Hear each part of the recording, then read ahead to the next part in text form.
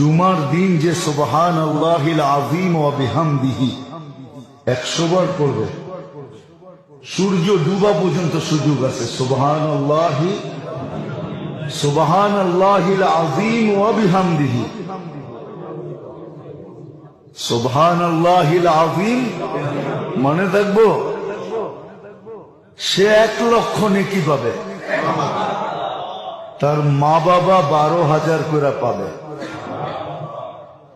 কিতাবে লেখা আছে, এক ছেলে পড়তো, কিছুদিন পরে মা স্বপ্নে দেখছে, মা বলতেছে, বেটা তুই যে পড়তেছিলি প্রত্যেক জুমায়, আর আমি 12,000 করে পাইতেছিলাম, আজকে পুরা হয়ে গেছে, এই জন্য আল্লাহ আমাকে আযাব থেকে খালাসি দিয়ে দিয়েছে।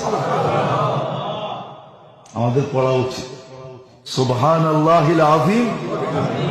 মনে থাকবে?